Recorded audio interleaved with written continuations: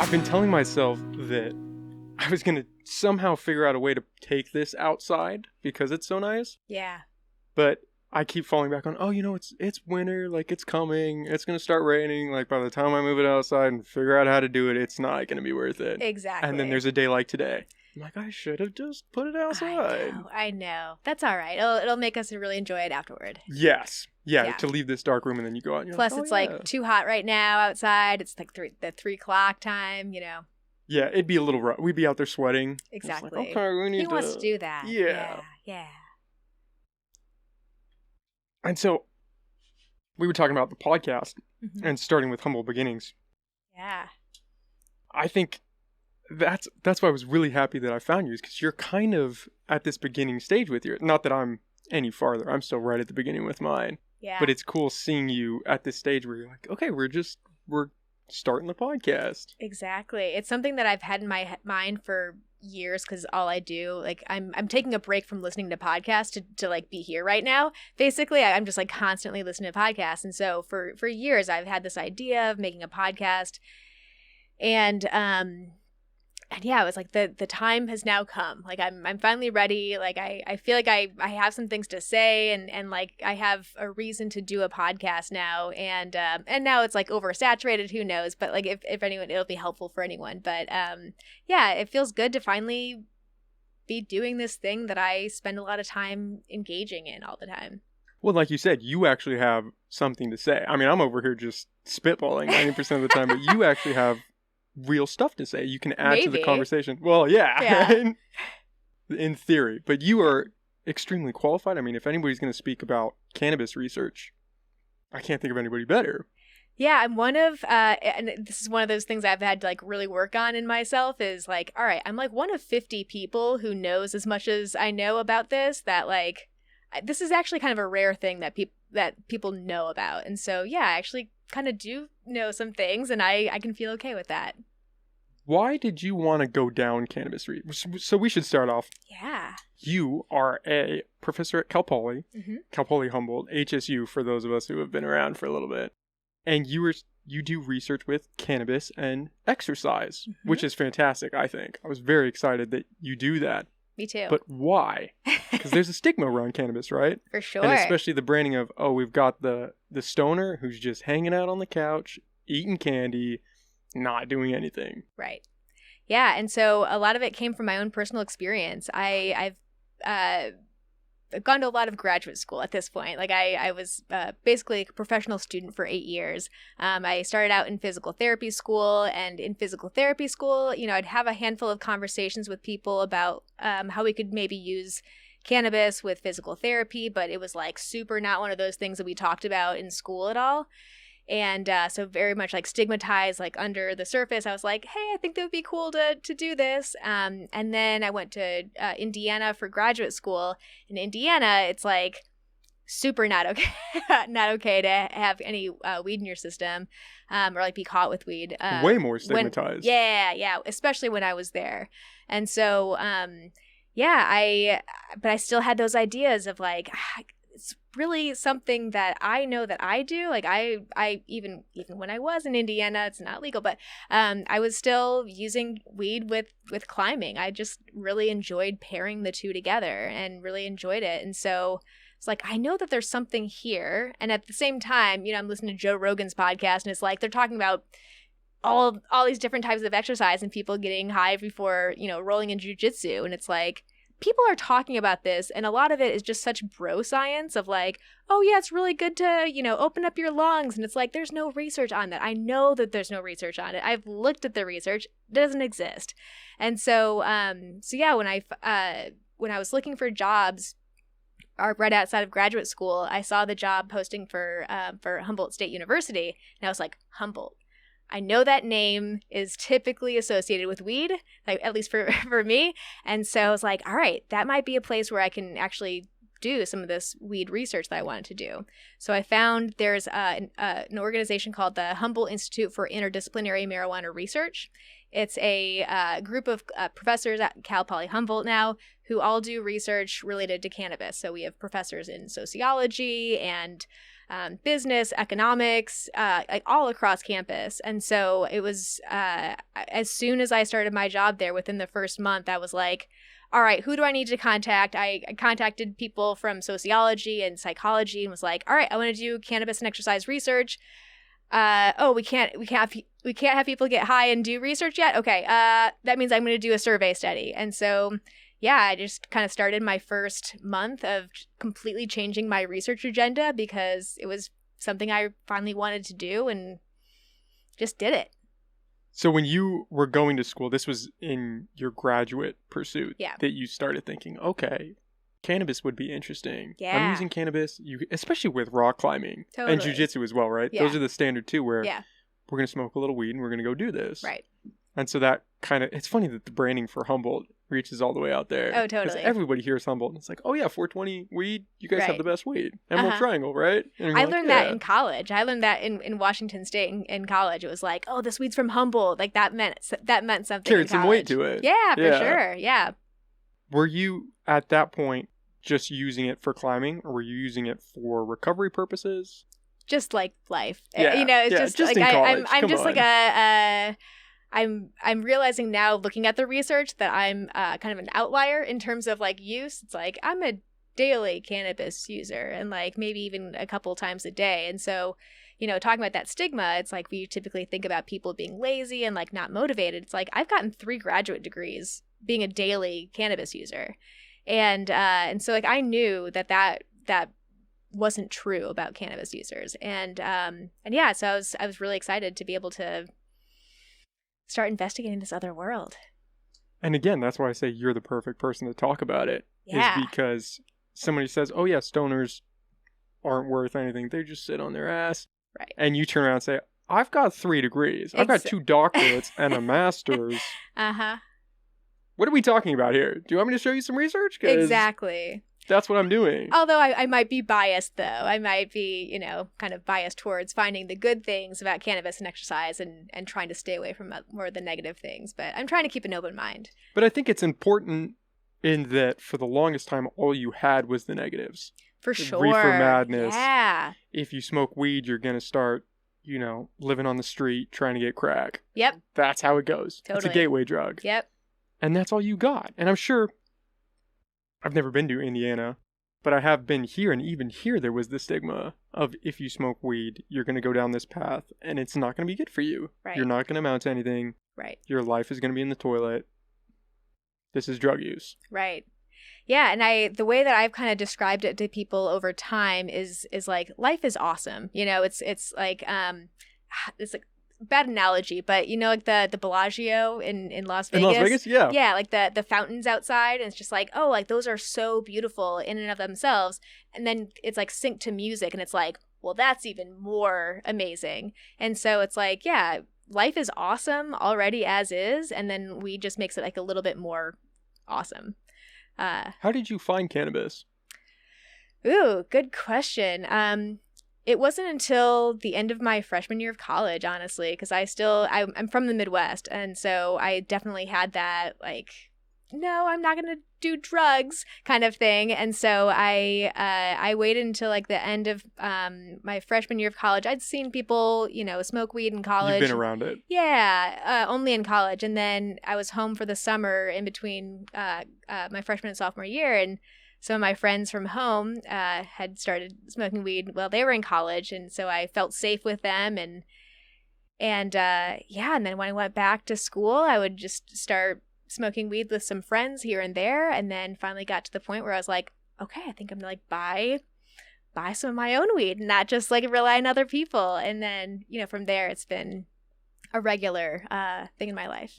Now, is your family, do they smoke weed? It's been a process. So when I was in college, my brother was in high school, and my parents found weed in his room, and they sent him to Narcotics Anonymous. Wow. Yep. Yep. For weed. His sponsor told him that he needs to replace that by smoking cigarettes instead, because that's better than doing drugs. Oh, how funny is that? Right. Yeah. So my smoke brother some cigarettes. I'm gonna help you get your life on track. Here's a pack of Camels. Exactly. And so that was kind of the understanding in my household, and then I think my parents caught me with weed at some point, and that was like, really a passive-aggressive conversation at one point. And then at one point, my brother and I realized that we were both smoking weed, and we actually got along really well when we smoked weed together. And then finally, we were at Thanksgiving one year, and we were drinking all together. And I've learned now, drinking around my family is like not a good time for any of us.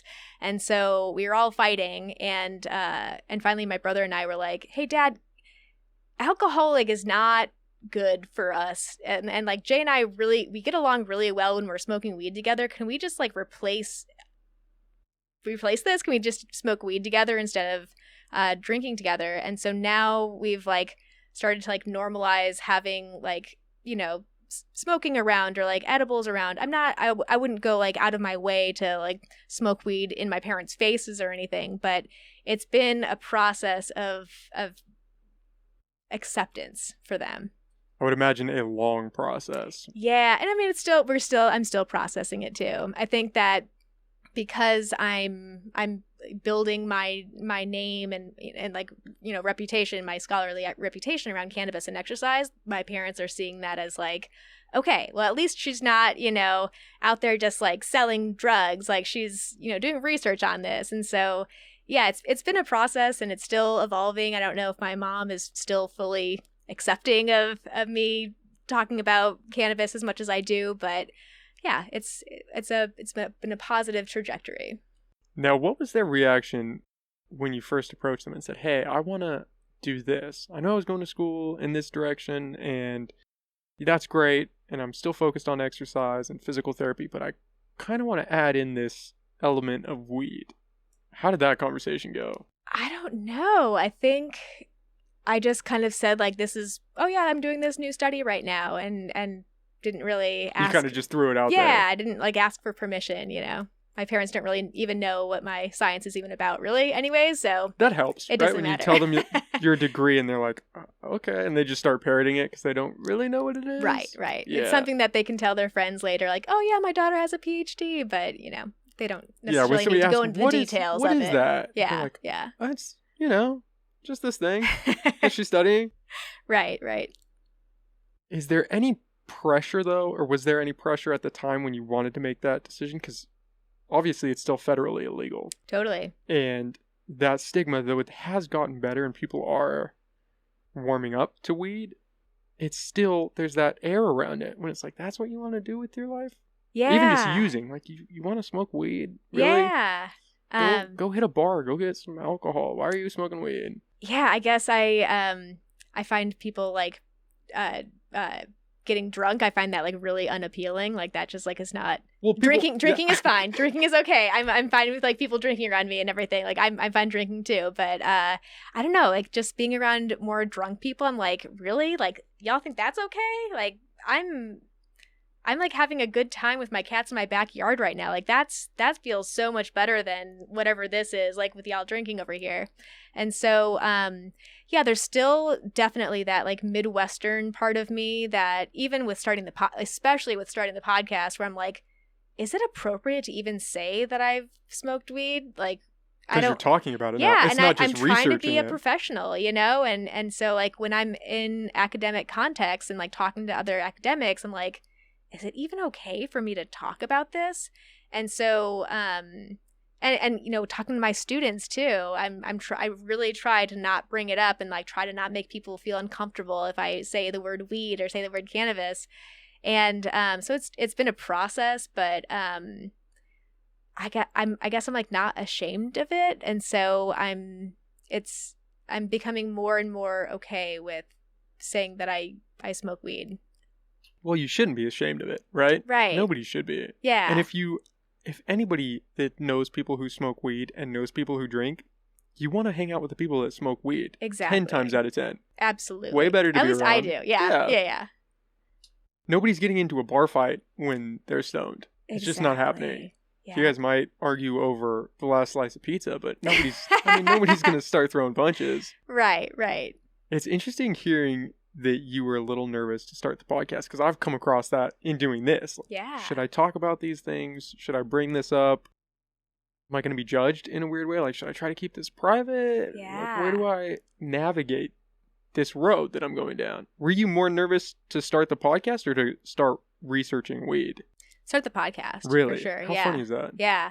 Because, the research, I can make that really objective and just, like, be really scientific about it and just say, like, all right, well, here's the methods I'm going to do. And then, I do the study, I run the statistics and, like, write it up.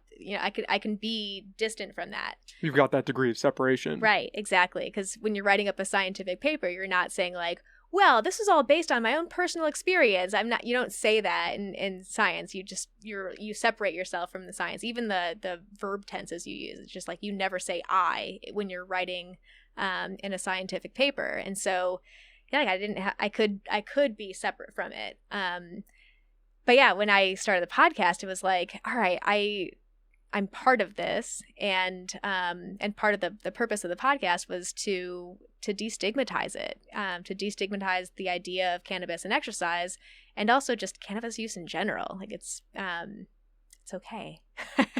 Yeah, you're not going to go to hell for smoking weed. Right, be okay. Right. Yeah, and you're not going to go down this like. I mean, I know that some people certainly do, and cannabis is not for everyone. But yeah, it's like you're not going to go down this weird dark road of drug abuse necessarily. Yeah, I like that disclaimer that you throw into your podcast. I'm not advocating that everybody smokes weed. Exactly. I'm not saying that. I'm just saying here are the experiences and we're going to tell a story. Right. I think that's funny that I noticed that when you first threw that in there. I was like, oh yeah, that's smart. Just yeah. Like, hey, by the way. Yeah. I'm not advocating it. You can if you want to, but I'm not going to tell anybody to do it. Totally. Exactly. Because I still have like a level of professionalism where I'm just still like, if someone does, smoke weed and do some kind of exercise and they get injured, like I don't want them to come back and be like, it's because of her. She told me to do this. Like, no, I was just listening to a doctor. Exactly. Like, exactly. Yeah. So I try to be clear about that. Now, was there any contention with colleagues or with Cal Poly Humboldt when because obviously you are in the research field in that regard. Yeah. But then when you do tack on, okay, I'm going to start this podcast and I'm going to be talking about use and my personal use and bring on people who are using, was there any hesitation from their side of, hey, maybe we should? I guess I didn't ask for permission. That's a good way to do it. It's always better to ask for forgiveness. I'll find out. I'm going up for tenure. Like this year is like the year I turn in my file in like 2 weeks, and then it starts going up the chain to see like if I should get tenure or not. And so it's like, we'll see if someone up the chain finds the podcast and, tells me that I should not keep my job because of this. Who knows? I'm pretty sure it's not going to happen, but, who knows?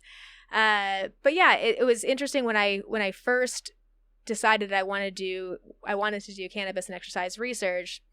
I reached out to people in other departments that were already doing cannabis related research.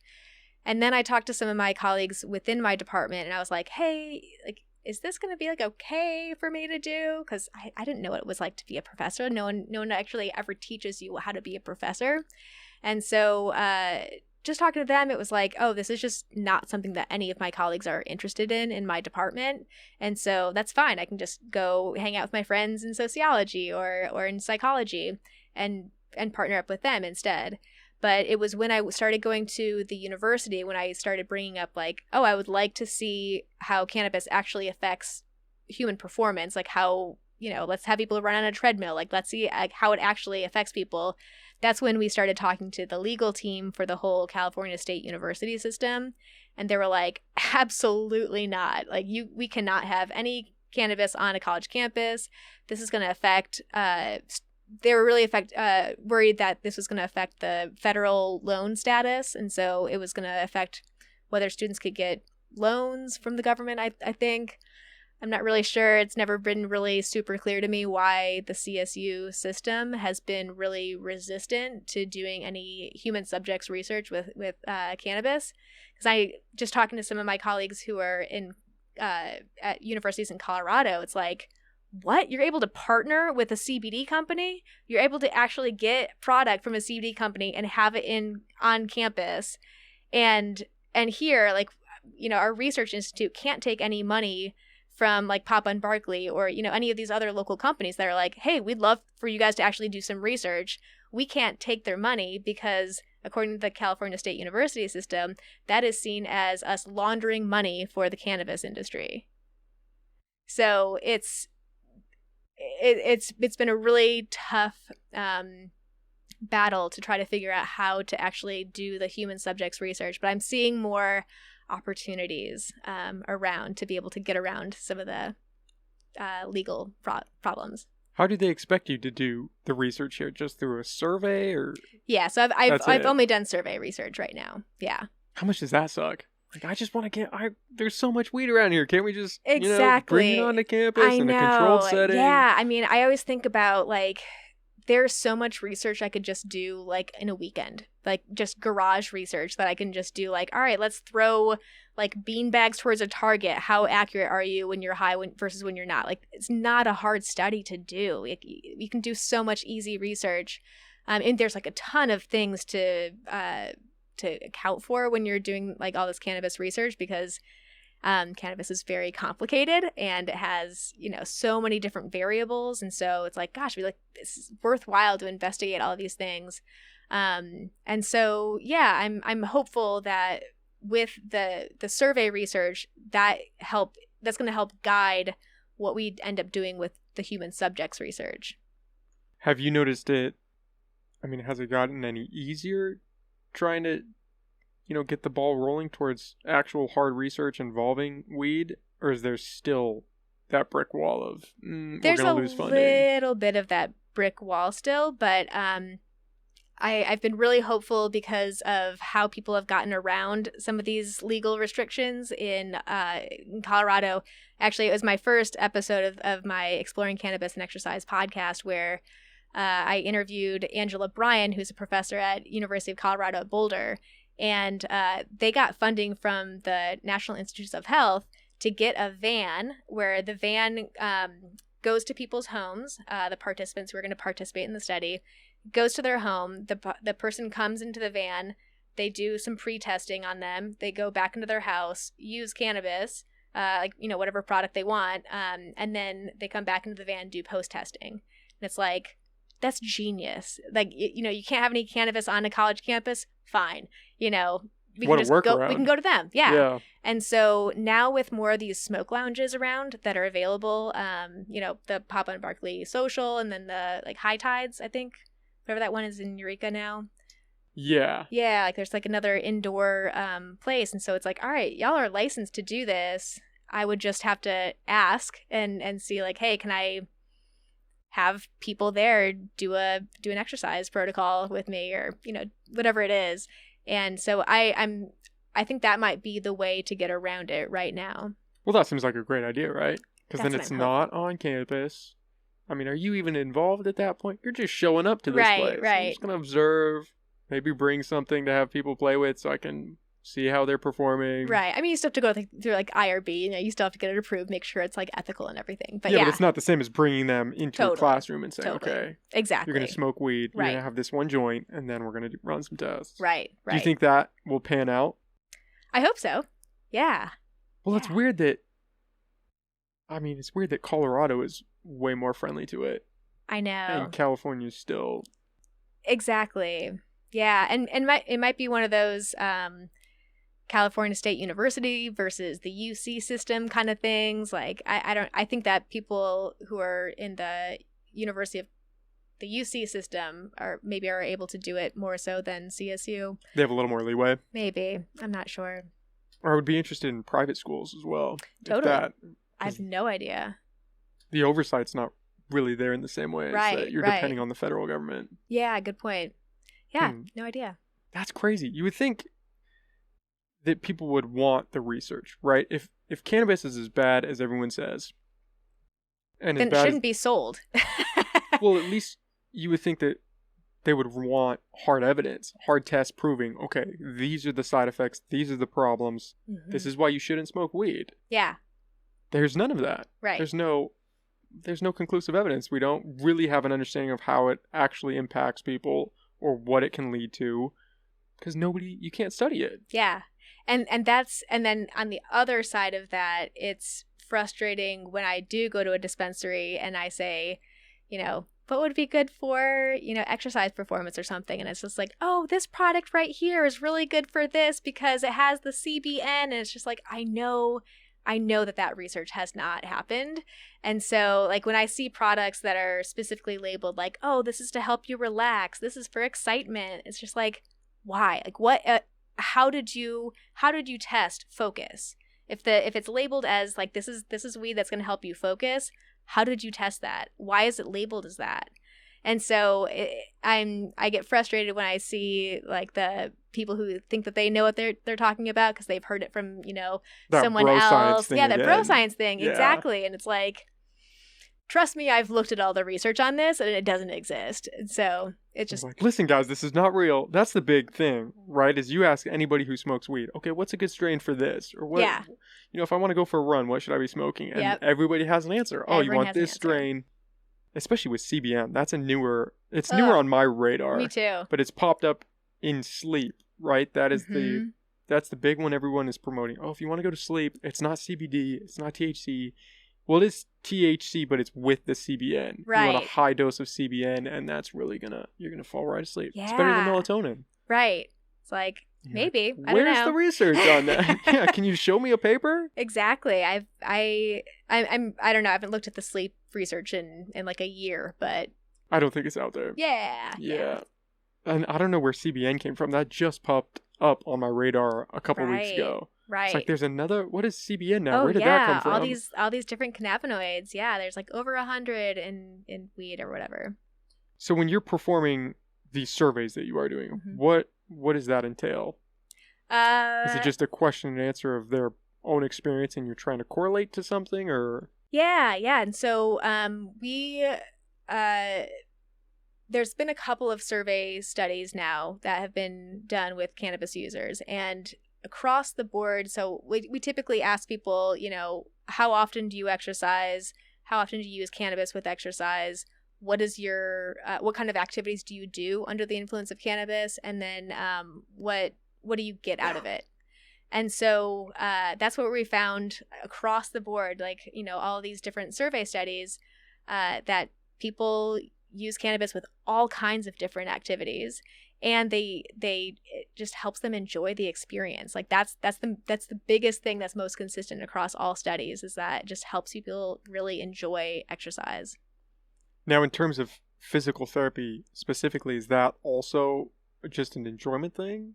Or is that more, because the big one that you hear is recovery. Oh, if you smoke weed, especially a high CBD strain, you're going to feel great the next day. If you have a hard workout, smoke a little weed after, you're going to be great. Right. And is that true? Does that track? I'm still, that hasn't been a line of research that I've really gone down, but from what I've heard, and one of the podcast episodes is with someone named Johnny Lozano. He has done some of this survey research as well, but he's also done some of the cellular research where you look at actually inflammatory biomarkers in your blood and urine. And so with that, he's like, actually, cannabis users have like higher levels of inflammation, actually.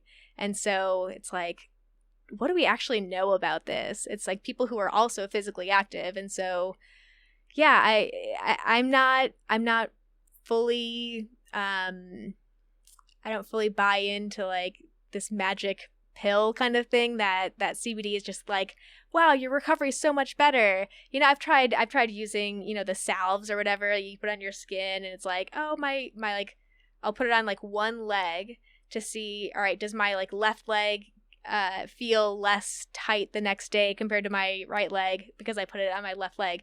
And it's like, no, your body, I think some of it is related to your expectations almost of how like your body's going to feel. A placebo in some regard. A little bit. You're priming yourself to it. Yeah, there's a little bit of that. And then something else that I think about is particularly with like the MMA guys, where it's like, oh yeah, it's really helpful for my recovery to just like, feel better afterwards. It's like, yeah, you were being fought for a while. Like, yeah, you know, maybe smoking weed after exercise just helps you calm down after being attacked. Yeah, amped up.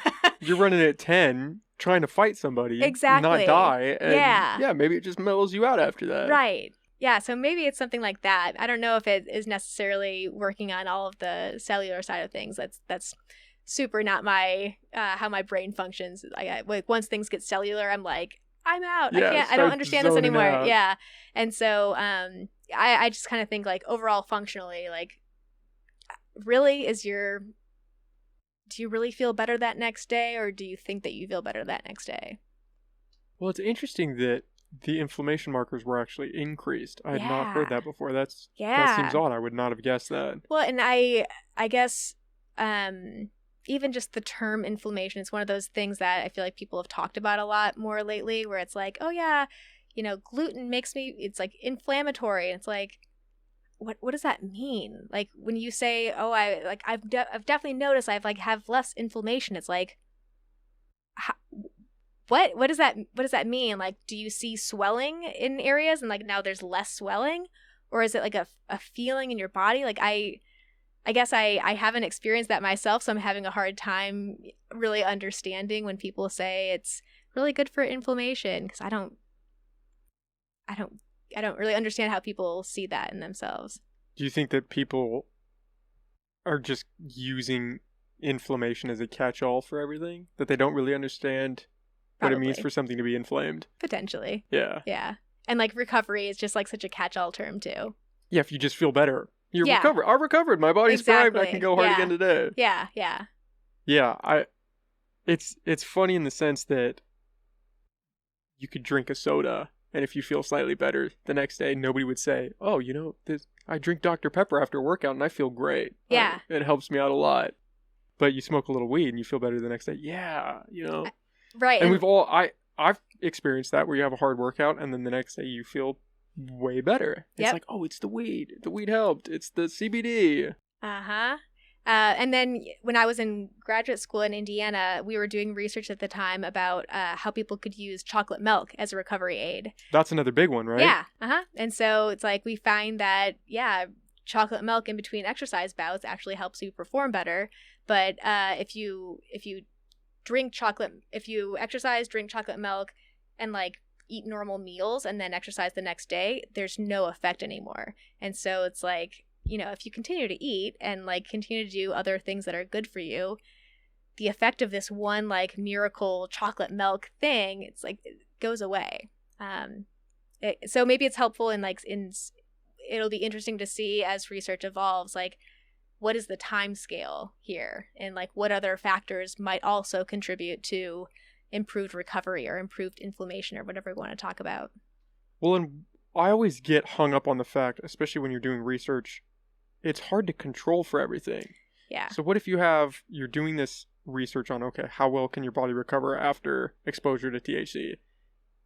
How do you know what that person's eating? Are you controlling for the meals that they're eating, how often they're eating, the quality of the food? Are they eating processed food? Are they eating natural food? Are they eating a lot of sugar? Are they smoking cigarettes? Are they drinking alcohol that week as well? How do you control for all of that? Yeah, I mean, it's all part of that process of figuring out like the right like what and actually like what's most important for the outcome. Like what are you really trying to investigate here? And so I know that for some studies, they'll have people come in like at night, they'll give them some kind of meal and then come in first thing in the morning. And so there's not a lot of variability, and then specifically choose people who are not, you know, cigarette smokers, like anyone who is a cigarette smoker or like has alcohol like within that period of time are just not part of the study. So you just exclude them from the study. But yeah, there's so many different things to control, and that's something that I think about all the time, because I guess for the last 2 summers, I've been playing around with my own understanding of how cannabis affects my own performance. And so this summer I've been smoking only weed from my friend's farm from Canna Country Farm. And so I've been systematically going through all of their strains with my types of exercise I do. I run and I do yoga and I climb. And so So I'm like, all right, I want to know nothing about these strains before I go in. I don't want to know the THC content. I don't want to know if this is an indica or sativa. I want to go in totally fresh, science mind here, and just actually see how does it feel to run with this strain in my system. And that's when I started getting in my head of like, well, have I, is it hotter today? Have I had the same amount of water today? Like, when did I last eat? And because I know that those things probably affect my performance, but I'm, it's like, this is not official science. I can kind of calm down a little bit and just enjoy the process of understanding this. But it's been a really fun process of trying to figure out what actually works well and realizing like, yeah, not all weed's the same. There are certain strains that I'm just like, absolutely never use this with running again. This was terrible. Have you noticed anything with that? Like a certain strain does affect your performance in a different way? Yeah. There's been a couple of strains from it's number 9 and number 26 from Canna Country. All of their... Oh, you don't even know the name of it. You have it. Those are the official names. Okay. They're crosses of different things. I'm not sure. He names his strains just numbers. I thought this was you just writing it down. Like, trying to keep it abstract to a certain degree. I was like, wow, you really are into it. Yeah, no, that's just what they're named. But there's certain strains that I've experienced where some are. I'm like, wow, I am fully in my head. I am like not at all in my body right now, but that feels good. Like that I'm able to just let my body do what it needs to do to run. Like your body knows how to run. Like, yeah, okay, have fun in your head right now. And then other strains where I guess like with number 9, especially that I've realized with yoga, I'm like, I feel strong. Like when I look around, it's just like, wow, I really am strong right now, and just totally dissociate from who I am and just can get in the flow of moving my body and just feeling like really strong in my body. And so, yeah, it's like a really interesting, fun experience of figuring out what kind of experience I want to have with exercise. Are you testing method of consumption as well? That's something I'm also interested in. I've realized recently that yoga, I go to hot yoga at Old School Hot Yoga, and it's an hour and a half, and so I would play around because it's a longer period of time. I always think about if you're exercising for a longer period of time, then maybe try an edible because it lasts for longer. And so I would take an edible before, like a half an hour before yoga, so it would kick in like while I'm already in the flow of yoga, and then smoke like in my car right before I walk in the door. And so I still feel like the effects of the smoking right away, and then it slowly turns into the edible high. And I'm realizing now, like, I actually don't like that edible high that I get in the middle of it. I would actually rather, let myself just enjoy the smoking aspect of it. I don't like feeling lightheaded, and I definitely notice now, like, oh yeah, I do feel lightheaded when I go from sitting to standing, when I have the edible in my system, and it's like, I actually don't like that. And I also don't like that it's now 8:00 at night and now I'm ready for bed. Like, I don't enjoy that either. And so, yeah, just trying to figure out exactly what works and what doesn't, and continually trying to, really understand what are my motives here, and like what's actually happening, and do I like it or not, and if I don't like it, then what needs to change. Now, do you get anxious when you smoke weed or anything like that? Do you get paranoid? No, it doesn't hit you at all. So I've noticed a little bit with rock climbing that there was another strain from a different farm, I won't say who, but I was climbing and I was like, I'm scared. I'm actually really scared right now to climb. And then other strains where I'll climb and I'm like, this feels great. Like, I'm not scared at all. Like, I'm able to go all the way to the top and feel safe and kind of get into this kind of zen moment of like, I don't want to fall, so why would I be afraid of falling?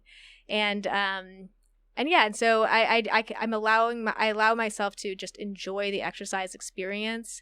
I think that's another huge part for me with the cannabis and exercise stuff, is because I have been a student for so long and just, I understand too much about exercise for me to like actually enjoy it anymore. I can't just enjoy like going for a run.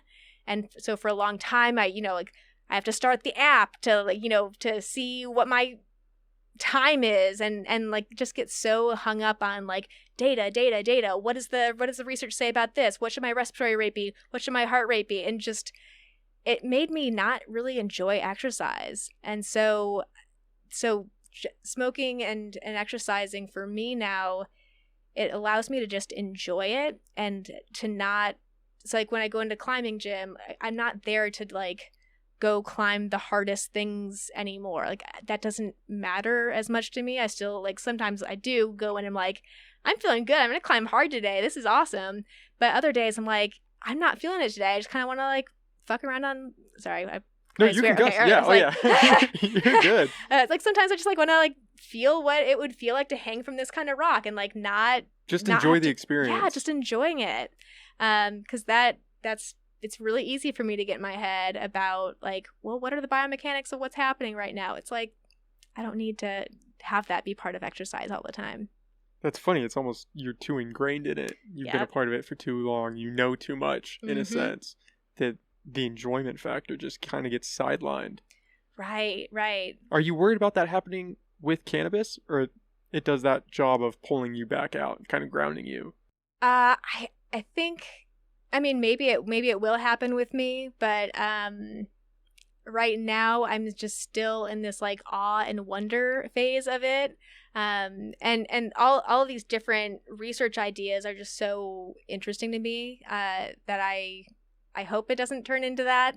I think like the academic writing part has definitely made that like not as fun as it could be. But even like spending time out on some of my friends' farms, it's like the ergonomics that they're going, that the stresses that they're putting on their bodies, it's like that's worth investigating because that's fascinating. And so I'm just I always like thinking about research ideas. And then to be able to like have cannabis be part of that is really fun and really exciting for me. It's just a matter of doing all those studies that I now have ideas for. The idea of rock climbing high freaks me out. Just thinking about that, but I'm not a climber. I want to get into it. I think it would be cool. I've done, the basic where you're attached at the waist to one of those automatic levers. Oh, yeah. So you can't really you're not going crazy. Yeah. And it was fun. But the idea of doing that stone would freak me out a little bit. Right. I would just fall. And that's okay. Yeah. Yeah. But that's part of it, right? Right. But do you have that moment where you feel like I'm too in my head because of the weight? Absolutely. Yeah. There's and that's what I've realized with certain strains that there are some strains that do freak me out, and there's other strains where I'm like, this is awesome. Like this feels so cool. But yeah, like with kind of back to that my go-to statement of like cannabis is not for everyone. Like don't use it if it's not for you. And same thing with like if even if you use cannabis all the time, if you are not familiar with rock climbing, don't start out rock don't climbing go 100 out of the gate. Exactly. Yeah, like start like just test it out sober first, and then you can maybe add stuff to it after that. But yeah, you don't have to go right away. Yeah, you were talking to Danny Emin? Yeah, Danny. And I wrote that down because it was so funny. He was talking about how he would take edibles, and then one experience he ran through the forest at night, stoned. And I was like, why would you want to do that? Why would that be a fun thing to do? Go run through the dark in a forest stoned. I would just find a tree and I'd be sitting there crying. Danny is just one of those fascinating people. For the local people in town, he owns the food truck, the South G food truck right outside of Redwood Curtain Brewery.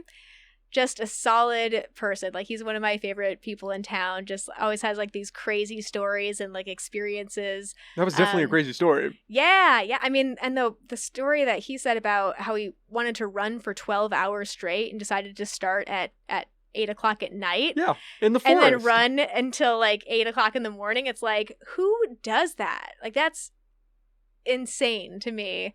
And yeah, I think that I cut part of that podcast, like part of that episode out, because I was like, were you scared of like raccoons or anything? Like, were you scared at all? And he's like, no, I mean, like, yeah, Didn't faze him. Yeah. It just did not occur to him. That is so crazy. Yeah. I don't know if I would come back from that. That would change me as a person. Yeah. I mean, I wouldn't even enjoy running in the woods at night. So. Yeah, that alone is scary enough. And then you add in weed and it's like, we're going to a different place here. Exactly. Yeah. And he's kind of one of those like, 0 or 100 kind of people. And so it's like that tracks for Danny. Is that pretty common? Have you noticed amongst runners? I've never heard of runners using weed before. Is that pretty common? Yeah, it's like a thing that, especially in the ultra running community. Really? Ultra marathons? Yeah. And it's during, or is it that a recovery thing as well? I've kind of heard all of the above. Yeah, because, and I think he talked about it a little bit in the episode with him, because I'm asking, like, how long do you guys run? Like, when you're running these ultra races, like these 50, 100 milers, like, how long does that actually take? He's like, yeah, like 12 hours. It takes a long time.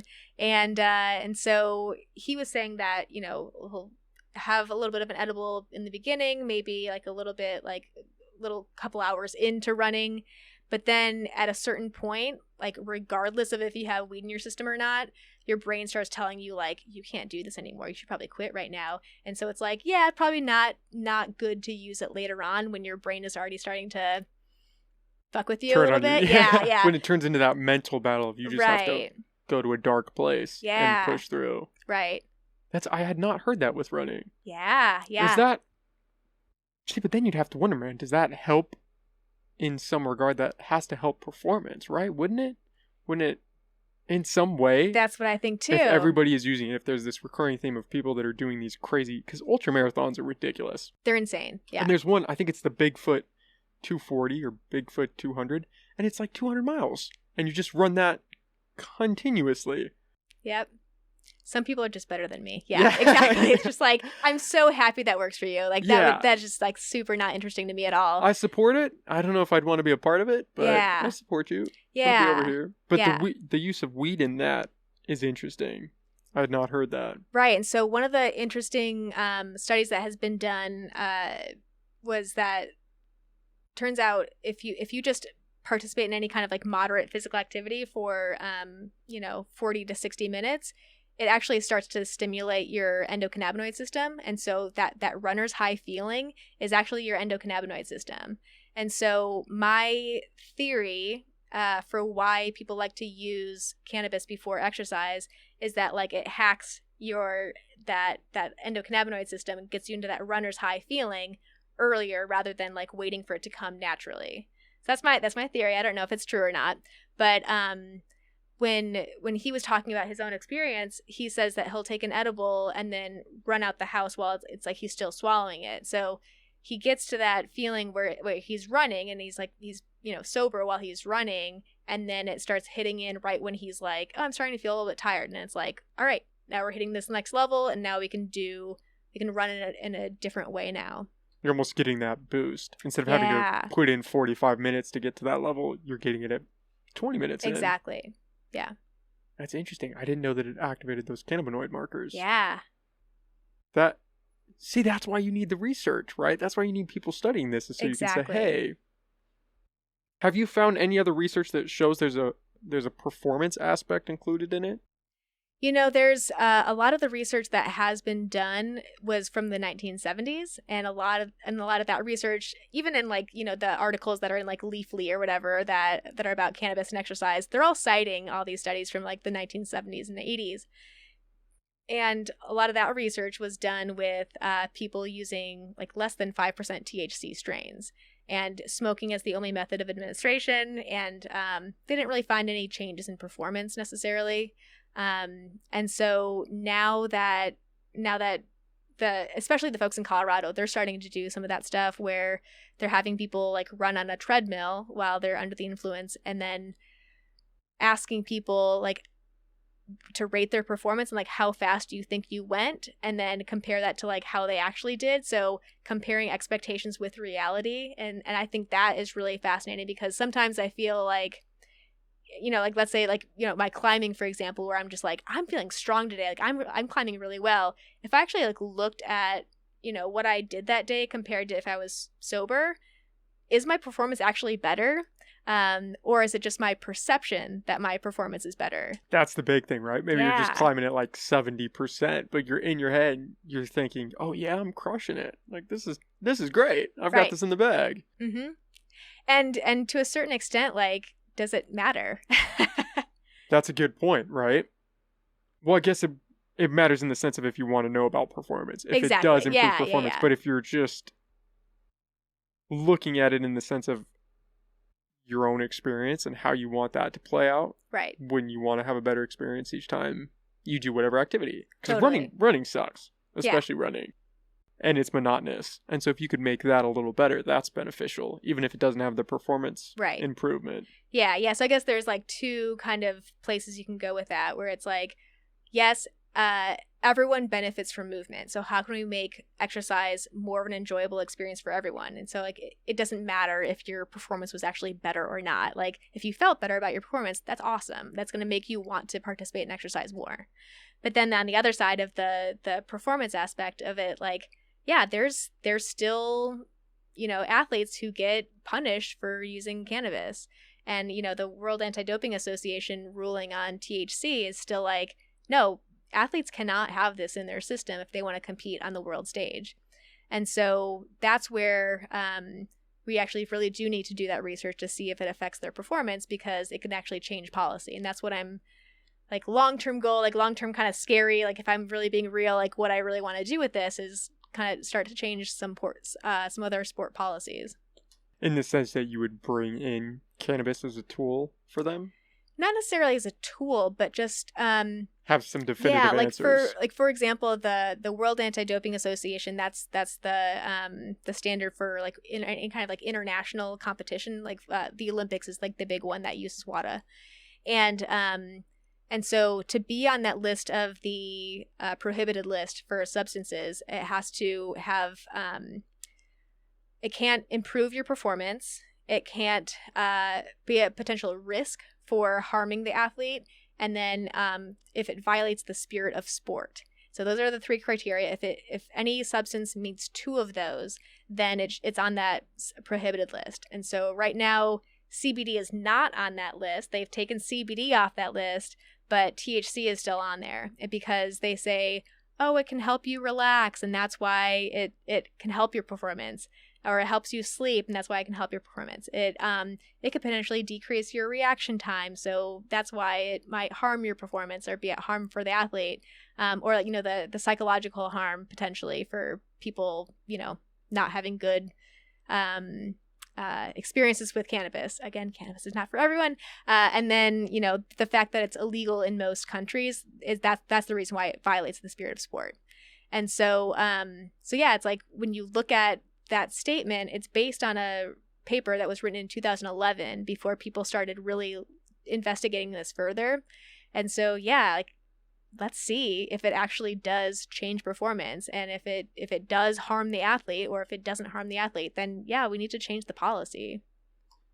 Well, it's interesting in the distinctions that we draw, right? Because you can take certain painkillers and things like that, and that's allowed. That's fine. Mm-hmm. I was listening to a podcast, we were talking about Joe Rogan.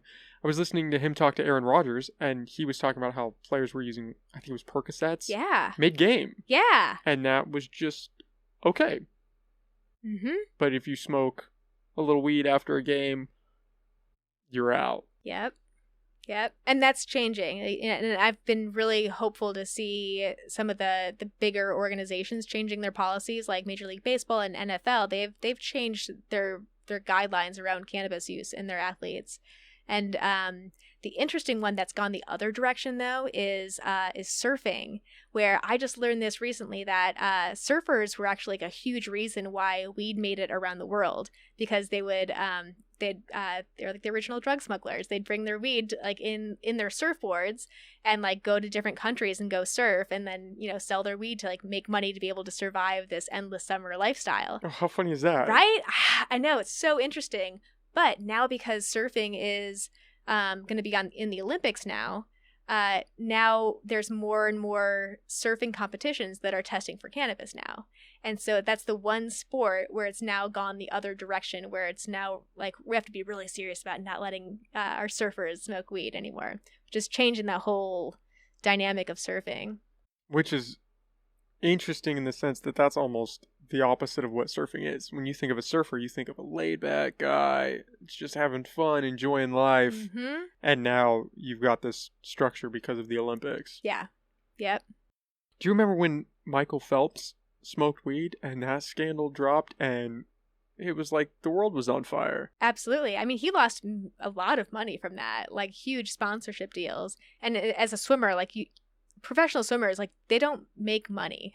Like high level elite swimmers, they have a really hard time actually surviving as like an elite swimmer. And so for Michael Phelps to have lost that amount of money that's a big deal. But I was really impressed with the way that the world kind of talked about it's changing, because like last summer when the Sha'Carri Richardson thing, that was another big one. Yeah, where like 10 years ago, no one would have been speaking up for her, 10 years ago. It's like, yeah, I know that she was still, demonized in some cases, but like there was so much more support around like, no, let her run. Like we need to change these policies. And so the fact that we've changed that discussion as a in the media, going from the Michael Phelps, like losing all your sponsorship to like, no, we need to stand behind this woman. Like, this is actually really fucked up that we don't let her run here. I think that's a huge step that we're making as a society. Did they end up letting her run? I don't think so. Yeah. Mm-hmm. Nope. And then like 6 months later, there's the Russian figure skater who was like found using the heart medication. And she was what, 16? Yeah, which also is like, does she have agency over her own body at that point? Because, probably not. Agency in Russia? I know. What know. are we talking about here? Yeah. And a side note here, some of the most foundational exercise science research actually came from Russia back when it was like behind the Iron Curtain, where they wanted to show their prominence on the world stage at the Olympics. And so they were able to do like really highly controlled studies where they're able to say, like, you go to sleep at this time, you wake up at this time. You're going to eat this food, like this many, calories or whatever. So they were able to like have very highly controlled studies in Russia because they didn't have the same like ethical standards of research at the time. And but yeah, like it's foundational for our understanding of like mesocycles and like metacycles for training from Russia, just because they wanted to compete on the world stage. Well, they're a hardy people. I want to say that kettlebells came out of Probably. Russia. Yeah. I want to say that. I could see that. Or like Kazakhstan or something. Probably. But that's another great point, is a lot of UFC fighters come from that region of the world. Oh, just interesting. A hardy people. Yeah. I was having this conversation with have you heard of the high rollers? It's a jiu-jitsu competition where everyone's high for it. I think you talked about that on your podcast. Yeah. So Dupree, that my like last episode that I published, is episode number 5 with my old student. He's the one who told me about it, and then I finally reached out to the high rollers and did an interview. I just need to get it out. But yeah, I was asking about that. I'm like, jiu-jitsu seems like one of those things where like, yeah, maybe I am biased by the whole Joe Rogan thing talking about jiu-jitsu and weed, but like, is this really as pervasive as I think it is in this sport? And he was like, there's like 2 types of people who are compete in jiu-jitsu all the time. It's like a lot of them are like, yeah, they're stoners and they're fine with exercising with weed in their system. And then the other group is like military and police. And so it's like we have that completely other perception of cannabis use from the same. And so now they're able to like roll together and start to change that stigma, like even within that population. So they have these competitions now where it's called it's like police versus stoners, or like I think that's like really a cool way to conceptualize it as well, to start to break down the stigma with like the people who can get you in trouble. But yeah, I mean, think about how many people are locked away even now for having an ounce of weed. It's not even trying to sell the weed, just having an ounce. Exactly. Yeah. Locked up for 15 years, locked up for life. Right. And it's easy to feel like, God, like what am I even doing here? And like this like silly thing that I'm doing about like cannabis and exercise. Like people are in prison right now for like just having cannabis. Like I should probably be focusing my attention on like helping them get out of prison and like changing policy related to the legality of cannabis as a general thing rather than like sport policy. But you can do it. We can. Does that ever trip you out where when maybe you're just smoking a joint and you think, yeah, this is great, and then you realize, oh wait, this shit is still illegal federally? Do you ever have that moment of like, what is happening in the world right now? I haven't had that as much since I've lived in Humboldt. I think it's a different world here. You're here, especially world I can imagine from the Midwest. But if you go anywhere outside, I mean, especially Humboldt, there's just the culture here is different. Yeah. And you leave there and it's a culture shock. Yeah. When I first moved here, again, I came directly from Indiana, and so like every day, just kind of smelling weed in the air, just every single day was like, this is profound already. And then my first time like going out to the bar and someone's like rolling a joint at the bar, and I was just like, what is happening right now? This is okay? Like, oh my gosh, like this seems so wrong. There's a police right there. Like, oh my gosh. And it's like, yeah, no one cares. Like the police doesn't care that you're smoking weed right now. Like they have other things to deal with. It's like, wow. And so that has like really let me feel okay with just like going for a walk and smoking a joint like while I'm like at the marsh or I don't know, like I try not to like have weed waft to other people who don't want it around them, but I don't feel as I don't know, I don't feel like I need to hide it here, like a self-conscious. Yeah, I'm not a self-conscious, thank you, that's the word. Yeah, like I'm not a self-conscious here, and so I don't know what it would be like to go back to the Midwest, because I think that I've now learned like, oh yeah, why would I care about this? And it's like, no, there's still places you should really care to not show that you're smoking weed in front of people. I had that experience one time with alcohol. I was in Vegas for a couple of days, and I came back and I went to the bar with a couple friends, and I asked them to put it in a styrofoam cup for me. And they just laughed. They were like, where are you from? And I was like, oh, wait, we're not in Vegas anymore. Yeah. But it's just you adapt so quickly to a way of life. Yeah. And then you go somewhere where that is not acceptable or that's not legal or whatever the case may be. And there's that barrier of, oh, shit, this is... You cross this imaginary line and now you can't do what you did. Exactly. And it's so arbitrary. Yep. It's just this imaginary thing. Yep. We're going to drop these lines. That's why I understand why people were upset with Biden when he came out and spoke. Who was that girl? Brittney Griner? Mm-hmm.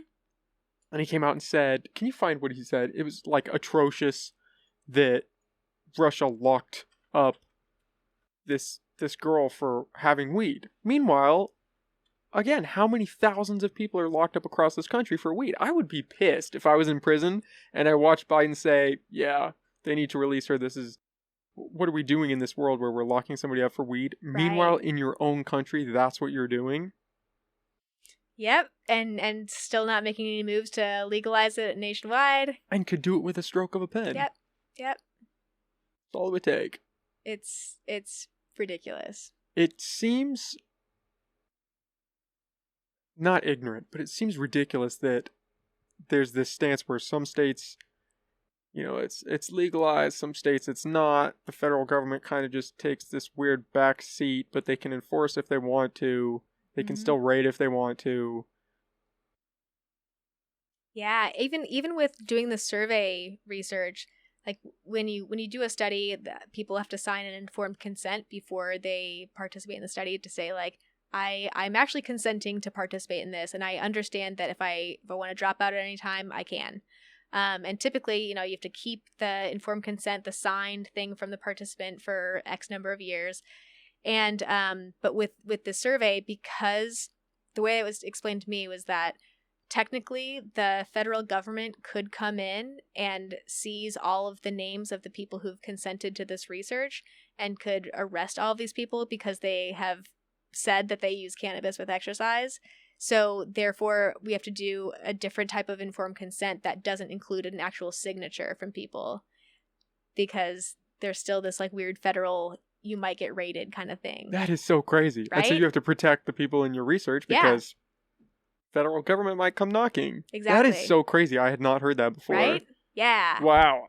This is what Biden said. Today, American citizen Brittney Griner received a prison sentence that is one more reminder of what the world already knew. Russia is wrongfully detaining Brittney. It's unacceptable, and I call on Russia to release her immediately so she can be with her wife, loved ones, friends, and teammates. My administration will continue to work tirelessly and pursue every possible avenue to bring Brittney and Paul Whelan. I'm not sure who Paul Whelan is. He's another person who's incarcerated. Locked away over there? Yeah. Paul Whelan home safely as soon as possible. How crazy is that? How crazy is that? Yep. Well, and it's also crazy if you think about it just like on a larger scale. Like, why is she competing in Russia anyways? It's because women in the WNBA are paid so little compared to men in the NBA, and so in order to survive, and make it financially, they do have to work overseas for half the year, and so it's like kind of screwed up that we live in America where we're not paying our female athletes reasonable wages so that they are forced to go to another country and continue to compete. I think there's some misunderstanding with that though, because nobody watches the WNBA. That's the problem. Like, I mean, more people are. More people are, but compared to the NBA, it's minuscule. I think the NBA actually subsidizes the WNBA because there's nobody watches. Yeah, and that's, it sucks. Don't get that's me part wrong. of the problem. Yeah, exactly. It sucks, but I think people like to point out and say, "Oh, there's this unequal pay situation," but nobody's watching. It's the problem. If you like compare that to soccer, like no one's watching men's soccer, like in America, but nobody in America, but in the world, for sure. In the world, it's huge. Yeah, but I think that's the biggest sport in the world is soccer. It is, yeah. But nobody's watching the WNBA. They should be, people should be crying out, "Hey, watch the WNBA so these people can get paid more." Totally, yeah. But nobody says that. And I think that it does take NBA players who have shown interest in WNBA. Like, I know that Kobe Bryant, before he passed away, like he was always going to like WNBA games and like, because he saw it as a future for his daughter too. And so, uplift it, promote it. We need to have more men actually stand up to be in favor of, seeing the value of women participating in sport too. Do you watch any sports? Not much. Yeah, I don't watch any. I watch the UFC. I'll catch that. Yeah. My big thing is I was a swimmer growing up, and so I really enjoy. Closer or what? Oh, we're still working out all the cake. Okay. All right, cool. Yeah, nice. I grew up as a swimmer, and so I really liked the Summer Olympics because it was finally the one time every 4 years that people actually liked the sport that I was in. And so, but, the Olympics are really problematic in a lot of different ways. And so I still have to come to grips with the reality that, the Olympics are exploitative and problematic in a lot of different ways. But that's the one thing that I'm like, I have to acknowledge that there's problems with it, but I do enjoy the Olympics. The fact that they don't get paid and yet they're making billions off of the advertising and those television networks for broadcasting it, and they're not getting any money. Yeah. And then they have to pay taxes on their medals. And they're just hoping that they can win, so maybe somebody will sponsor them. Right. Maybe they'll get some advertising deals. Yeah. Because you're not making any money. Yeah. And meanwhile, these people are supposed to be representing the country. I believe there are some countries that do pay, and do pay pretty well. Probably, yeah. Not the U.S. Right. Yep. Yeah. Yeah, we're there's a lot of things that are not great about America. We could work on some things. Yeah. Yeah, we could work on some things. I don't think it's crazy to say that. Right. Yeah. So if you, in your ideal world, if you had the power to do whatever weed research, cannabis research that you wanted to do, where would you start? Would it be with that sports aspect of trying to figure out, okay, is there a correlation between performance and this, and then maybe change some of those rules? Or would it just be on performance just to see if there's anything? Yeah. Does it help you? Does it help you focus? Does it help your cognitive ability? I mean, where would you want to go if you had one shot? I have... you have 1,000. I have like so many different ideas. It's like, all right, which one do I choose? So my PhD was in motor control and motor learning. So how our brains and bodies talk to each other to learn new skills and to control our bodies. And so I was doing my research on reaction time and understanding the planning that goes into like reacting to a stimulus. And so I would be really interested in looking at reaction time and different types of reaction time models. I'd be interested to see like eye tracking. There's hardware that you can like see what people are actually focusing their attention on while they're doing a task. So I'd be interested in seeing like the perceptual side of things.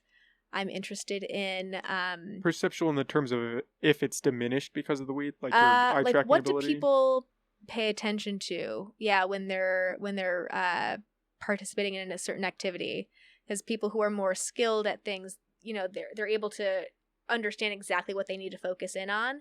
And so, like when you look at people's eye tracking behaviors, when they're more new at something, they're kind of looking all over the place.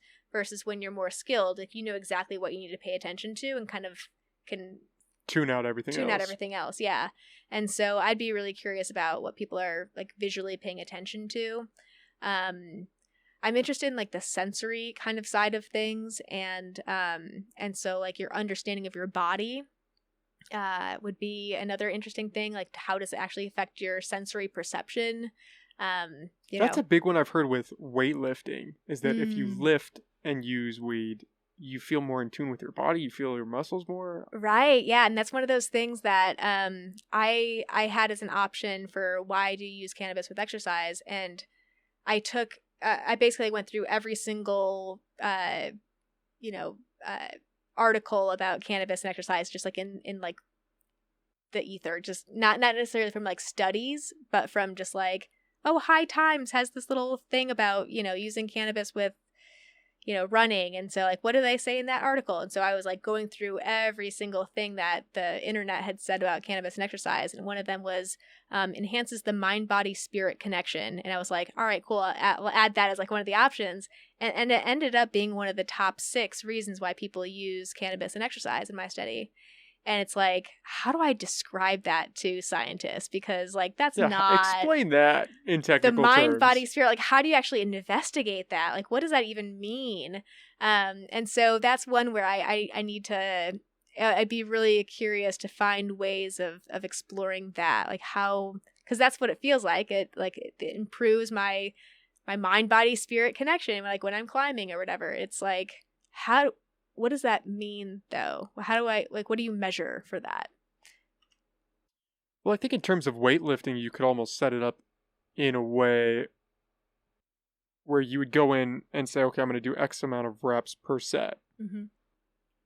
And have them figure out a baseline maybe, and then have them smoke weed and see if they can more align with that. I don't know if that would make sense. Maybe, yeah. But that's the perception you get, is that you feel more like you almost know what your body is capable of in a more extreme way. Yeah. Instead of, shooting for 8 reps and you only hit 6. Which can go either direction, though. Yeah, that's true. You could Because it's like, now I'm so in touch with my body, and now I'm like, oh, I'm actually really feeling tired right now. Maybe I should stop. Yeah, I'm only going to do 3. Exactly. I'm a little tired today. Yeah. Yeah, I guess that is true, huh? I don't know. So that's another problem, is how do you provide tangible ways to test these abstract ideas? Yep. What is your mind-body connection? What is that? Try to quantify that. Yeah. And I mean, you could look at, you could set people up with EMG. So like having little sensors on people's muscles to see the activity of muscles. Like, are people actually moving their bodies in a more efficient way, perhaps, when they're using cannabis with exercise? And like, maybe that's what's happening. I'm also interested in learning. Like, I teach a class, motor learning and development, like how we learn new skills. And so every semester I learn a new skill. Like last semester I was working on handstands. I've done hacky sack. This summer my skills that I wanted to learn were to learn how to roll a joint and to learn how to do a sit start on a slack line. And so like I learned my 2 skills this summer. But I would be curious to see how using cannabis when you're learning a new skill affects the way that you're able to retain that skill or not. Because typically cannabis has been associated with not remembering things, like a poor memory. But it also, when you're learning new skills, when people are having more of a positive experience with that learning experience, they tend to learn it better because they want to practice it more. Like if someone's yelling at you while you're trying to learn something new, like, like, no, that's not how you're supposed to do it. You're supposed to do it like this. People actually don't learn well in those conditions. Like that increases your cortisol, which stops any kind of neuroplasticity. And so like we need dopamine to like feel good about ourselves and to enjoy learning a new skill. And also, when you're high and trying different things out, like you don't have that as much of that self-consciousness. Like when you're really new at something, it can feel like everyone's looking at me. Like, why can't I juggle? Everyone else can juggle, and I feel like I wonder, I'd be curious to know if people who are using cannabis while they're learning a new skill, if it makes them try other strategies. And so you end up learning this. My theory is that you would end up learning the skill better because you're willing to try more strategies to figure out what the right one would be and more open to failing and being okay with actual problem solving. Yeah. The idea that there's memory loss attached to cannabis, is there actual research on that? Because that's another standard trope of short-term memory is going to be shot. Yeah, this is something that I should probably investigate more, because I remember at some point, I don't know if this is bro science or not, but like people who have used cannabis are less likely to get Alzheimer's, maybe. Oh, I had not heard that. I heard that a while ago. We probably need to kind of fact check that one. But yeah, I'm not sure. Obviously in the short term, it can affect your memory because, when you're starting a sentence with someone and you're like telling someone a story and then you're like, why did I bring up the beginning of that story? And it's like, what were we just talking about? Like we can, like we've all had those experiences while we've been high and talking to someone. It's like, what were we even talking about? So yeah, there is something to that, but I don't know about like long-term effects. And like you said, it would be interesting to see if that would cancel out with the dopamine hit of making that experience more enjoyable. Exactly. Yeah. Yeah, that would be fascinating. I mean, imagine if it does, if it helps you not only learn the skill faster, but retain it. Yeah. Yep. That would be pretty crazy. Right? Yeah. What caught me off there was that slacklining, that sit start. I have tried slacklining. It is very hard. I'm not good at it. Yet, yes. That might be one of my new skills that I need to learn. But that caught me off guard when you said that, because I realized how difficult that is. Yeah. Do you slackline a lot? Is that a pastime, or you just wanted to learn that one skill? Yeah, I've been slacklining for 5 or 6 years. I'm not great. The slacklining. But you can sit start. I can sit start on a pretty tight line. I'm still kind of getting used to other sizes of slacklines. The Humboldt slackliner community here in town is just amazing. They're so positive, and they don't care if you're good or bad. They're just kind of like, oh, you want to give it a try? Come on over. Let's give it a try. And like, oh, you just fell. Oh, that's okay. Like they all kind of like cheer when each other fall. It's such a really open, like loving kind of community, and it's been like a fun to like be one of the worst people there, honestly. But they're just like still so nice and still like, yeah, come on over. Let's go slackline. Yeah, and just being they've been really patient with saying like, oh, have you tried this? Have you tried this? And yeah, they're like a really great community here. A lot of cannabis use? Less than you'd think. Really? I think sometimes. All of my skills got together in like one conversation the other day, where I rolled a joint before I went to. They do Slack Sunday at the climbing gym here in town, and so they set up the slack lines in the climbing gym, and it's a really great place because you're less afraid to fall when you're because they've got the padded flooring. Yeah. Versus landing on the ground with like sticks on the ground and stuff. And so, yeah, I was, whenever I go to Slack Sunday, I'll like kind of roll a joint, and, you know, whoever's there and wants to smoke with me can join. And not a lot of people do want to join. They're kind of like, no, I'm here to slackline. I'm good. But my friend the other day, when I handed him the joint that I rolled, he was like, this joint is rolled like someone who actually like smokes weed. Like this is not just like, oh, look, you rolled a joint. It's like, dang, you rolled a joint, you know? And so I was like, yeah, I'm like really proud of myself that I'm now. It's a hard thing to do. It is. Yeah. I learned from the best this summer. I learned, from like all the old school growers this summer that kind of walked me through, like, how do you actually roll a joint?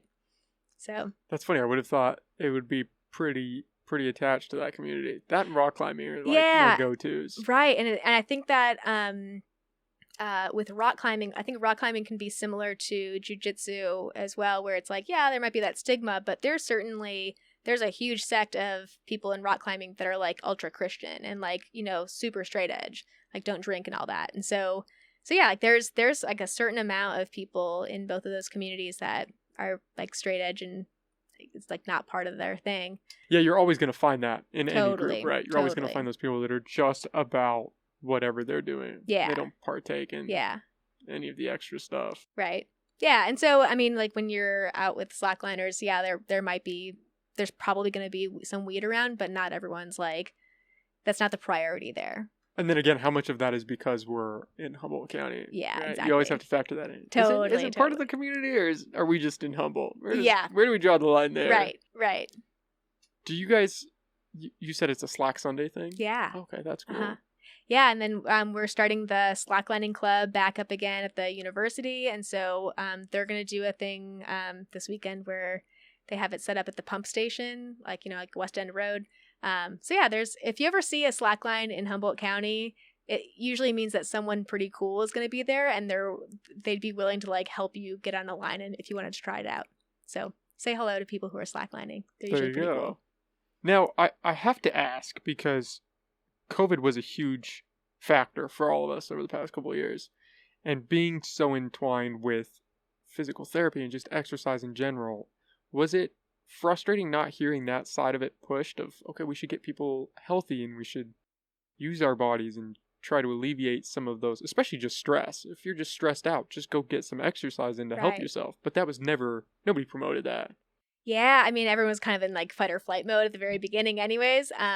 But yeah, right when the pandemic started, I was like, okay, so dispensaries are staying open as essential businesses. And also people are like really stressed right now. So I'm actually really curious to see what's happening with cannabis right now. So we did actually run this survey. I ended up not publishing it, but yeah, we were asking people. I think we recruited people to participate in a survey from HPRC and just said, like, you know, are you buying more? Like, are you like stocking up? Kind of like people are stocking up with like, you know, toilet paper. Are you also stocking up on weed? Are you using it? Like, what are you using it for? What is like the purpose of smoking weed right now? And like, are you smoking more, or like, are you choosing to use edibles instead of smoking because of the lung problems? And so, yeah, we found that people were still, you know, using weed, obviously, to help with their stress a lot of times. And it ultimately turned out where we partnered up with the Humboldt Health and Human Services, maybe some kind of like health agency in Humboldt, and we put together these little flyers that we had at some of the dispensaries that was like, hey, if you want to use cannabis during COVID, like here's some harm reduction kind of things, like pair it with something that's good, rather than like don't smoke weed and then doom scroll and like pretend that your life is going to be better from this, like just because you smoked weed. It's like, no, smoke weed and go for a walk. Like smoke weed and you like do some art for a little while. Like pair it with a good activity rather than just social media. Yeah. Like that doesn't make anyone feel better. Like even if you smoke weed beforehand, it's not going to make you feel better. It's not going to be a bright day. Yeah. Had you noticed an increase? I would imagine a lot of people were smoking more weed. Yeah. And I think we asked a couple questions about like, are you smoking more weed before exercise or like before work? And there was like a small uptick with both of those, but not like a significant increase in either of those. Why didn't you publish? Was it just not enough? Yeah, one of my students put it in like the best way I can describe it of it's like you have to kill a part of your soul to write in an academic way. And wow, that is dark. Yeah. It's like take away all of the excitement around research and like how can you take this really exciting thing and make it sound as like objective and like rational as possible. And so I have a really hard time with that kind of writing style, and that's why I'm trying to do this podcast kind of thing where it's like there's so much value to research and to investigating all these really cool things and talking about it in a really cool way, because I don't want to make it sound boring, it's and so that was part of my problem.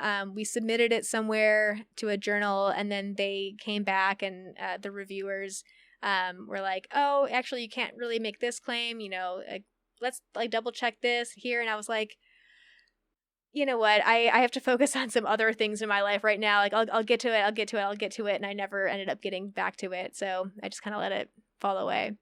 Is it hard to get something published? Is it like has really been for rigorous? me. I don't know. Like maybe I'm just like maybe I just like wasn't trained well as a student. And that part of it could be related to like sexism and that I've experienced like in academia. But yeah, I think so. When I wanted to publish that my cannabis and exercise survey, I started that survey in the fall of 2017, finished data collection in fall of 2018, was working with a graduate student to like write it up for publication. It was like not ready for publication for like another year. Like I still have to do like the other parts of my job. So I was like focusing on other things. Finally submitted it to one journal. They were like, no, this is a survey. We're not going to publish this. Okay, fine. Send it to another place. Yeah, this is kind of outside the scope of our journal as well. So I sent it to another place and then had to go through like the review process is that you basically say, all right, here's what the article is about. Here are some ideas of reviewers who are doing something like related to this field. That could be good people to look at this paper to see if this is peer reviewed. And then that process of these 3 reviewers who are looking at your work, going through everything, and then so I had to go back and forth with them for like 3 times, and like each of those times it's like 2 or 3 months where it goes by and it's just like another year has now passed, and in that period of time there's been like 2 or 3 articles that are similar that have been published in the meantime. So now I have to like update all my references to say like, no, this wasn't the first study anymore, this is the 3rd study, but it these match just because of that time. Yeah, and so it's been a really frustrating process for me personally to get things published.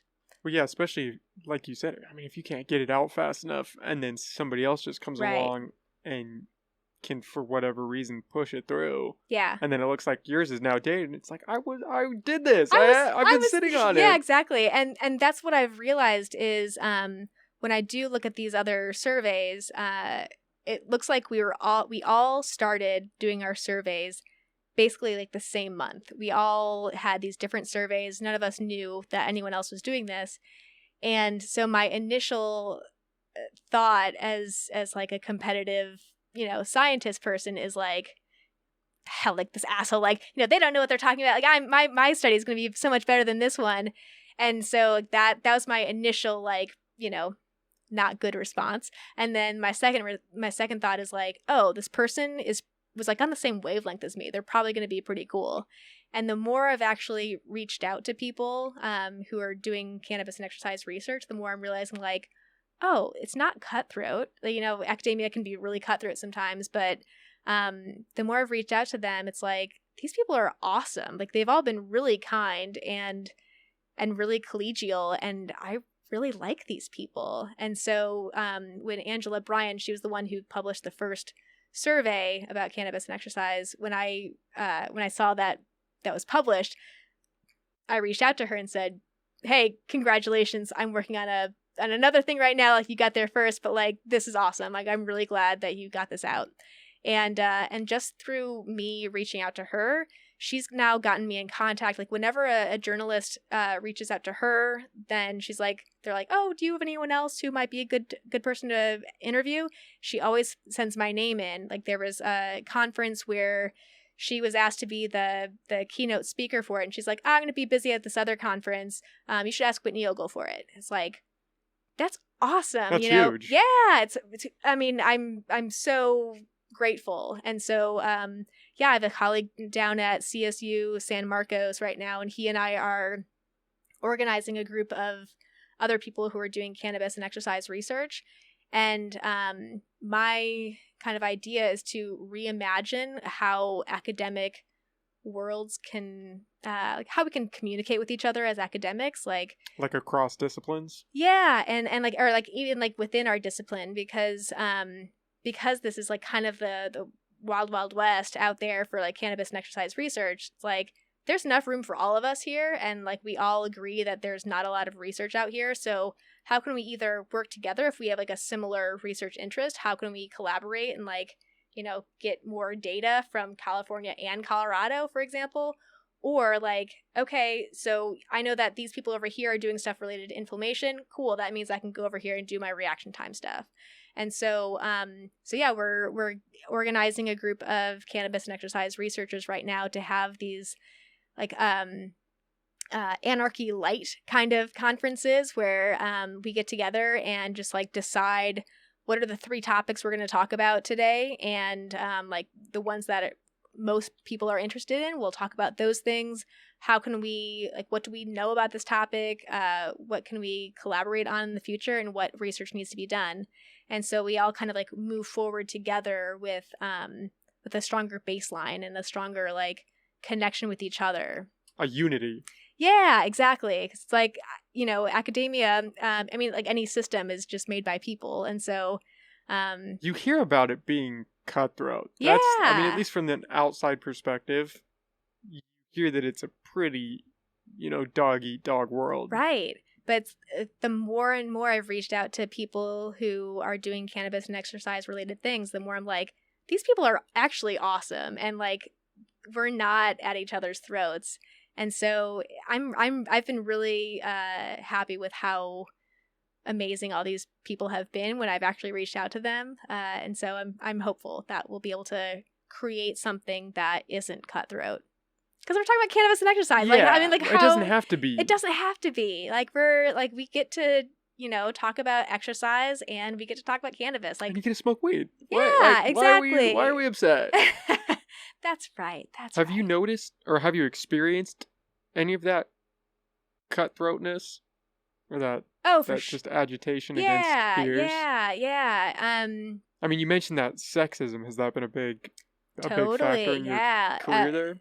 There's a really great movie. It's on Netflix. You can watch it, called Picture a Scientist, about how, like, when I say, like, what does picture a scientist, like when you think of a scientist in your head, what kind of person do you think of?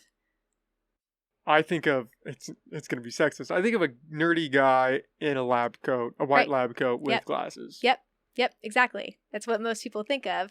And then when you actually look at like who's making it in higher education, it's like there's actually like more and more women who are earning PhDs.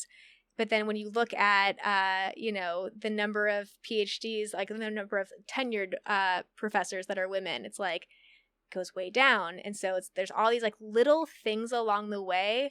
I'm not going to compare sexism to racism, but like that model of the iceberg, where it's like we can all agree like the stuff above the surface. Oh, like, what you can see versus what you can't. Yeah. It's like, we can all agree that like sexually assaulting a colleague in the workplace is like atrocious. Like, yeah, we all agree on that, right? I don't think you're going to get a lot of pushback on that one. Exactly. But, and so that's what, when you're talking to like men in academia, it's like, well, like I'm not assaulting anyone. It's just like, yeah, but you're making my life like pretty terrible. So like, Is that a big portion of just being an asshole? Yeah, it's like these like little ways that life is just like a little bit harder and like than it needs to be.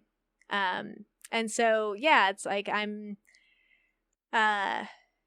after watching that movie, I was like able to be like, oh my gosh, like it all makes sense now. Like all the ways that I've been like down on myself about like, oh, I should just like work harder. It's like, no, that's actually really screwed up that like this happened to this male colleague and it like didn't happen for me. Like what? Like it's, and so understanding that more has like given me a better understanding of like, oh yeah, wow, this is kind of actually like all around all the time, and like I'm doing okay in spite of the system. That's gotta feel good. That even if you have these barriers put up in front of you, you can get through. I mean, it sucks that you have to break through them, right? It's like, it's cool, I have grit. Awesome. Like, great, there's not a medal for that. Yeah, exactly. So yeah, and that's why I'm trying to like reimagine what an academic space could look like. It doesn't have to be this like patriarchal, like, you know, who's better than another person. It's like we can all get along together. Like we can all agree on that. So like let's do that. Let's make that the actual reality of how we communicate with each other. Well, that's how it should be. Totally. Right? Yeah. Everybody in that space in academia, in theory, is there for the same purpose of a pursuit for something higher. Yeah, you're trying to learn. That's what everybody that goes to school is trying to do. That's what the teachers are there for, is to help disseminate that. Why would there be contention? You get it in the workplace, in corporate settings, where, okay, I've got to get to the top of the chain. I've got to be CEO. I've got to do these things. I got to be cutthroat so I can get there. Yep. But in academia, it's why? Fragile egos. Is that what it is? Totally. Yeah. I think, I mean, it's kind of, it's high achievers, people who like to achieve high, good things and like have like a lot of letters after in their name. So it's like a lot of that, like, that macho prestige. kind of, the prestige kind of thing. And then, it's people who were maybe nerds growing up, like who read a lot of books growing up and like not a lot of social skills. Yeah. So potentially there's a little bit of some of that. And that's why kinesiology folks are like a special brand of like ego, because we're the jocks who are also smart. And so like we're like the oppressor and the oppressed at the same time. And so it's like a really special mix of like egos in kinesiology research. Do you guys catch a little more flack because of that? Totally. Because you are the jocks. And so if you have these academics who might have been bullied or who weren't favored, it's high school all over again. Right. It's like, oh, like you guys are like doing stuff about like how people can run on a treadmill. It's like, I'm doing real research here about like cells and, how this relates to cancer. It's like, yeah, if people exercise more, they're probably going to have like less cancer rates. So like, can we, bite me. Yeah. Yeah. Right. Exactly. Like your science is not better than my science, Yeah, I could see them trying to shit on the exercise sciences. Yeah. Really, come over and do some real science. I'm doing particle physics over here. Exactly. Well, that's not going to help if you can't get out of your chair because your body's breaking down. Right. Yeah. Our bodies is the one thing that we have and that one thing that we have control over. So why not focus on that? Why not? Right? It's the one constant throughout your life is you've only got this one. Yep. And you're going to be stuck in it, so why not make it a good one? That's what I always come back to, the equation of a car, right? Mm-hmm. Why are you going to put shitty gas in your Corvette? What, so it breaks down? Because that's what you want? How does that make sense? Yeah. Why not put in good gas, good fuel, eat good food, exercise? It's the only one you've got. Yeah. And you can ride it until the wheels fall off if you want and die at 25. Mm-hmm. Or you could enjoy it and still maintain some level of mobility and functionality and just be healthy. Right. And it feels almost like, not hippy-dippy, but it feels, so simplistic, and yet people brush it aside. Right. And nobody's like, yeah, well, that doesn't matter. I don't need to exercise. I'm gonna be okay. Yeah. And I think some of that is related to who are the messengers around exercise. Because, if you look at these like Instagram or TikTok influencers who are these like, super fit people telling you about how to exercise, it's like, I don't care. I'm not here to get like ripped. Like I just like want to enjoy moving my body. And so I hope that there's going to be more voices and bodies that are out there just being like, yeah, like my body actually, I just enjoy moving my body in this way. And like, I don't have to look, and like the end goal doesn't have to be to have a shredded body. Like, you know, because like eating disorders and like exercise disorders, like that can happen on the other end of the spectrum too. It's like people who are super fit are sometimes like pretty unhealthy in some like really big ways too. And so yeah, I just like hope that people have just more positive experiences with exercise, and you know, we have to be careful that we're not alienating people by saying like, if you're not, you know, exercising like this much at this rate, then like, you know, fuck you. It's like, no, you're moving your body and that's awesome. Yeah, you don't have to be Mr. Olympia. Totally. You can just get by. You don't need the six pack. You Exactly. can get it. Although Yeah. I have heard that it's, to maintain that level of fitness is pretty unhealthy longevity wise. Oh, like yeah, to be totally. 2% body fat and Yeah. maintain that for months is just ridiculously I mean, hard. can you imagine like it's like you know, when you dated someone who's like gone down that rabbit hole of like being like so into their fitness, it's like any meal is just like not enjoyable, you know, like I don't care about your macros. Yeah, You weighing out like, your oh my broccoli. god, like this is like the most boring conversation. Like, oh, we're having chicken and rice and you have to take again? the skin off the chicken. Okay, got it. Like you're healthier than me. Cool. It's just I don't know. People can hit the extremes. For sure. That's an absolute. Yeah. You can swing a little too far and get a little crazy. It's like the veganism thing where everybody knows you're vegan because you tell everybody and you can't shut up about it. And like, I'm so happy that works for you. Yeah, that's awesome. But I'm gonna stick with my meat over here. Yeah, Like, it's exactly. cool, but you just don't have to cram it down people's throat. I think the balance is important. Just be healthy. That doesn't mean you have to go run an ultra marathon every weekend. Exactly.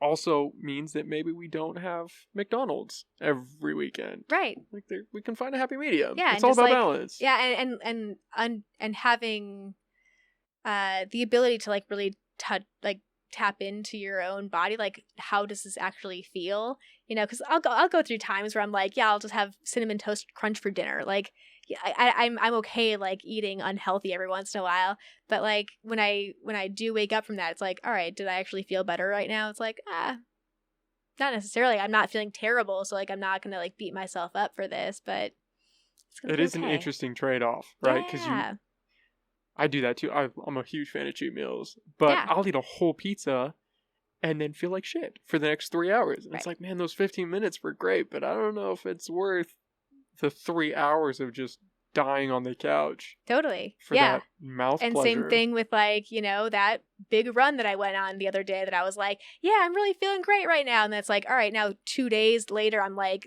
I feel terrible. And so like, you know, was that actually a good use of my body's ability? Like, you know, I don't want to feel bad for 2 days after exercise. And so I don't know, like how can I enjoy exercise and not kill yourself? Yeah, it's like exercise should be like for enjoyment, not for like punishment. Like that's what I think of like with food too. It's like we should eat to enjoy it and to like nourish our bodies, not to be like some kind of way to control everything. Let go. That's where the weed comes in. Yeah, that's where the weed comes in. Have fun. Yeah, exactly. Yeah, and the interesting thing about cannabis and eating is like, you know, typically, you know, people like eat more, but we find that people who use cannabis regularly actually have lower BMIs than people who don't smoke weed. Why do you think that is? I have no idea. That's interesting. Yeah. Yeah, I don't know. What do you think? I don't know. I mean, I've always been. I'm biased because I don't feel like, you know, I don't really pay attention to the standard trope of who smokes weed, right? Yeah. Those lazy, you're just gonna eat. But that is a big one. That eating one. You're just gonna sit on the couch and you're gonna eat. Maybe I mean, it could be that it is changing and that more people are using it in an active way, which is what I kind of suspected. I think a lot of people have been doing that. Yeah. A lot of athletes. They just don't talk about it, right? Because there's the stigma. Yep. And if you are in that field, why are you going to burn your bridge and say, "Oh yeah, I smoke weed for recovery"? So the only people talking about it are the ones that have nothing to lose, that are sitting on the couch eating and not doing anything. Right. Because why not? I'm not doing anything. Why would I not talk about it? Or you have like the hippy dippy kind of people who are like only eating like vegan food and like living off the land and like smoking weed. It's just like, yeah, you probably are going to be more fit. Yeah, just talking about it because why not? Yeah. But if you're in these positions where you have something to lose and you are achieving things, it makes sense that they would be quieter. Yeah. And that ties back in, again, why I think it's fantastic that you are out here speaking. Because you have the qualifications, you clearly are not lazy. I mean, I think anybody that writes a research paper, period, or does any research doesn't fit into that category. Right. And so to have you out here fighting the good fight, so to speak, I think that's incredibly valuable. I think you need more people that say, hey, yeah, it's not true. You can do these things and you can smoke weed. Life's not going to fall apart. Yeah. You're going to be okay. Yeah. You can still... If you are a high-achieving person, smoking weed's not going to change that. Right. If you're a lazy person, smoking weed's probably not going to change that either. You're probably still going to be lazy. Yeah. But it doesn't have to be smoke weed and become this thing. Right. Yeah. And like I always like to think about weed as like a tool in the toolbox. It's not going to be the magic bullet that's going to like now magically you can sleep now and like now magically, you know, you're not going to have inflammation anymore. It's just like, yeah, like it's one thing that you can do, but there's other things that you can do that are really good for your health that, you know, it's just one of those things that you can use. It's not going to be the cure for everything. Tool in the toolbox. Yeah. Yeah. Okay, well, Whitney, that was awesome. Yeah. I really enjoyed talking with you. Yeah, me too. Do you want to plug, again, where people can find you, your research, your podcast? Yeah. So the podcast is called Exploring Cannabis and Exercise. I now have it up on Spotify and on iTunes, and I think maybe on iHeartRadio. I don't know. I'm still learning how to navigate all that. I have a website. I'm whitneyogle.com, and then you can find me on Instagram. It's the Exploring Cannabis and Exercise on Instagram, and also I'm at Dr.Ogle, so like Dr.Ogle. That's where you can see me as a professor, and like I post other things related to the things I talk about in class. But yeah, you can find me kind of all over the place. Okay. Well, that was awesome, Whitney. Thank you. I really appreciate it. Yeah, thank you. Thanks for your time.